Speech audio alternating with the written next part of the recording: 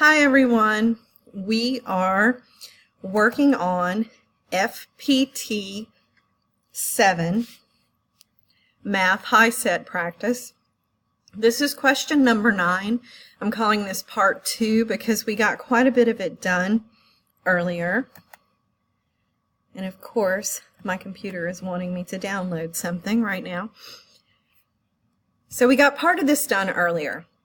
And I just want to remind you that this particular problem is using the quadratic formula, which is something that we have to show the students how to use for them to be able to figure this out. What I had done before on the other video was I had made a slight change here. I had a -1 in here, and instead of using the -1, I took it out and replaced it with an I. I'm about to do some more replacement, so teach your students that they shouldn't be afraid to do certain replacements on things, okay? And you're going to understand in just a second. Right here I have a 44.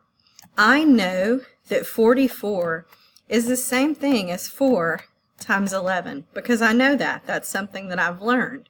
So I'm going to take out this 44 and I'm going to change it to 4 times 11. And if you would rather draw parentheses there, you can. It doesn't matter. I just want them to know that I've now changed it to 4 times 11. Now, if you go back to things that you know about math, one of the things that you know is that the square root of 4 is 2. Why? Because 2 times itself gives us 4, making the square root of 4 2. So now what we're able to do is we're able to take the square root of 4 and we're going to put it over here next to the I. So let me do a little bit more erasing. I'm just going to move that over. That's a plus or a minus, okay? And I really shouldn't have drawn it that close to the 2. So let me move the 2 over a little bit.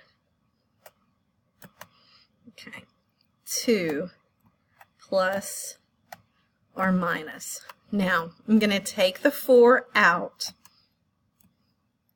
And when I take it out, I'm left with just an 11 in here. I couldn't just take it out and do nothing with it.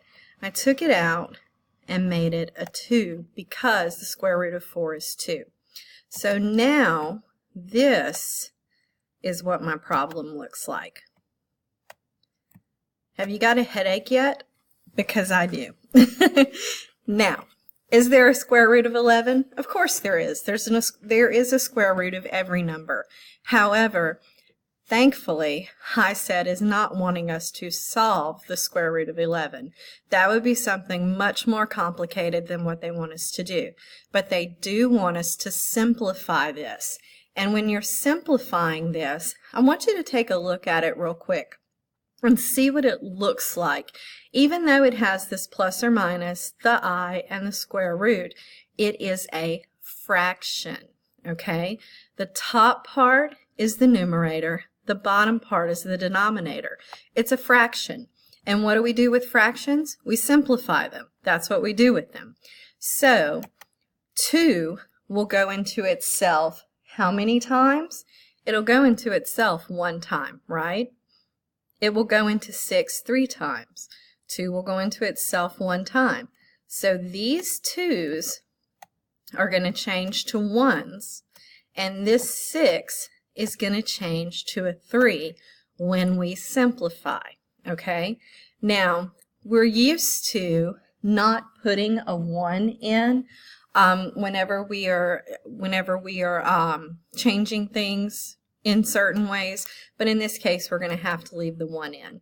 So our answer so far is 1 plus or minus 1 I square root of 11 over 3. Now that is not one of the possible answers because if you look, you have the I here without a 1. Here you've got a 2i. Here you have an I without a 1. So what they've done is they've taken this 1 out, because usually if we have an x, we don't need a 1 to let us know that it's just a plain x. So this is going to be your answer. 1 plus or minus I square root of 11 over 3. And if you go back to this part, B is going to be your answer.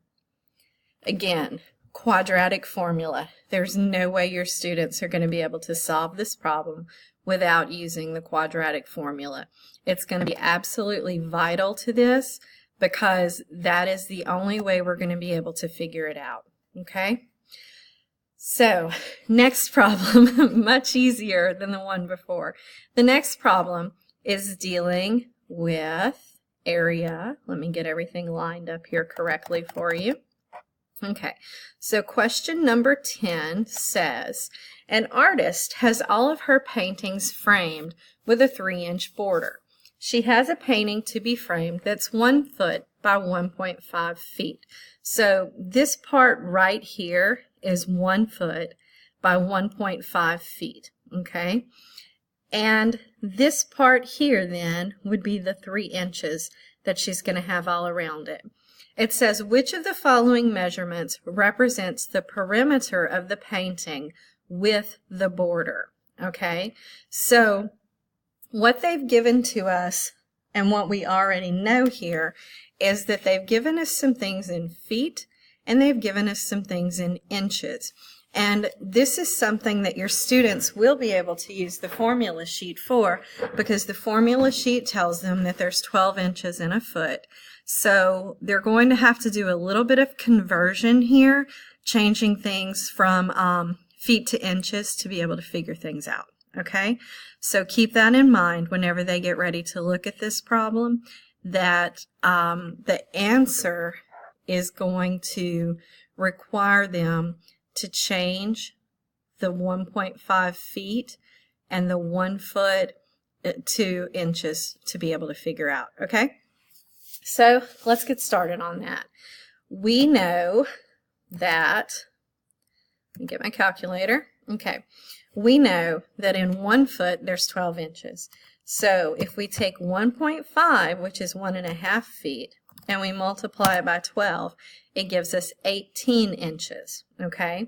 Now we have 3 and 3 right here. So we're going to add 6 more inches to it, and that's going to give us a 24, okay? So this bottom border is 24 inches. Because of that, the top border is also 24 inches. So what your students need to write down for right now is they need to write down that the bottom and the top are both 24 inches, because that is what they're going to be dealing with, okay? So we've got the top that's 24, and we've got the bottom that's 24, because perimeter is like a fence, okay? Whenever you hear someone talking about securing the perimeter or setting up a perimeter, that means they're talking about the outer edge, okay? So what we're doing is we're finding the perimeter. To get the perimeter, what you're going to do is you're going to add up all sides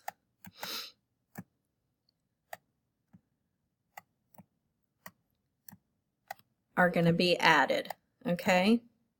The formula itself, all sides are going to be added. The formula itself, whenever you look at the actual formula sheet, has perimeter as twice the length plus twice the width. And you can look at it that way, or you can look at just adding all the sides up, however you want to look at it. As long as you're dealing with something that's a rectangle or a square, you're using twice the length plus twice the width. So let me go back to the question.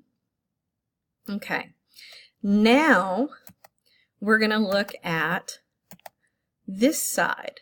we've got 1 foot, which is 12 inches, and we're going to add 3 inches and 3 inches because we have a 3-inch here and a 3-inch here. So this side is going to be 18, which means this side is going to be 18. So we go back to our whiteboard and we're going to add 18 for the one side and 18 for the other side. I do not trust my math, so what I'm going to do is I'm going to take 24 and add it to 24, and then take 18 and add it to 18. And I feel like I did something wrong, so let me try it one more time. 24 plus 24 plus 18 plus 18. Okay, 84. I hit the wrong button for a minute. So 84 is what I have right now. Now let's go back and look at that question again. The question is giving us the answer in feet. So 84 is not a possibility. So what your students need to do now is they need to figure out how many feet is in 84, and to do that they're going to multiply it by 12 and they get the answer of 7 feet, because all you have to do then is convert inches to feet to be able to get that answer. Okay? So that is how you would work, that's how you would work question number 10. So I think I'm going to stop this video now because I don't think I have enough time to go to the next question.